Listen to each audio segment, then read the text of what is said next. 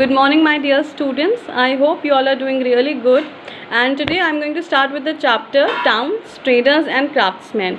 So I hope this is you all know this is your book, and open page number 66. And before starting this chapter, I would like to start my video with some motivational thought.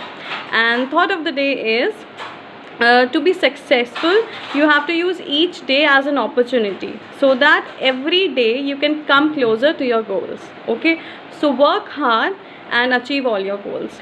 Okay, so fast open page number 66 and let's start with the chapter Town, Traders and Craftsmen. Okay, in this chapter we will be talking about the different towns which are classified on the functions that they perform. For example, pilgrimage towns, capital towns, administrative towns, and then we will also be talking about the craftsmen and also some very important towns of the medieval period. See, we all know that the medieval period was the era of stability, in which we will be talking about the Cholas, the Delhi Sultanate and the Mughals, which provided a stable government. Clear? So now let's get started with the chapter, and first we are going to start with types of towns, and they are obviously classified. Every town is classified on the functions that they perform. Clear? Okay, so first we are going to start with the capital towns. Capital towns were the places where the kings used to hold their courts, and all the administrative work were carried out in these towns. Clear? And the examples are Agra, Lahore, which is in present day Pakistan, and Fatehpur Sikri, which is near Agra. Clear? Then, and also Delhi. Shah Jahan made Delhi his capital. He named it Shahjahanabad. His daughter Jahan Ara Begum built a shopping complex there called the Chandni Chowk. So I know all those people who have visited Chandni Chowk. So this is the history behind it. So it was built by the daughter of Shah Jahan, that was Jahan Ara Begum. Clear? Okay, and I know who all have visited Chandni Chowk. They must have eaten those parathas over there, which is very famous. Okay, that parantha wali gali, everybody must have visited there.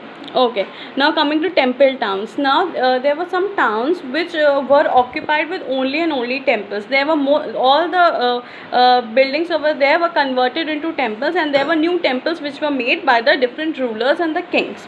Okay, there were numerous temple towns in the different parts of the country. A classic example is Tanjore, which is at present known as Thanjavur.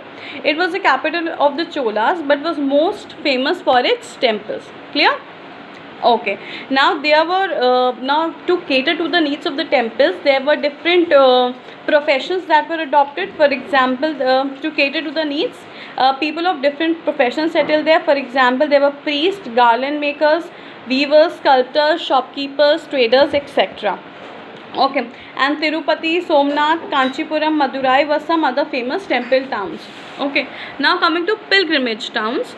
Pilgrimage centers slowly turned into different towns, into pilgrimage towns. For example, Banaras, which is at present known as Varanasi, Allahabad, Mathura and Vrindavan are such examples of such towns. And in fact, the dargahs of some famous Sufi saints like Khwaja Moinuddin Chishti at Ajmer and Khwaja Hazrat Nizamuddin Aulia at Delhi attracted a large number of devotees over there.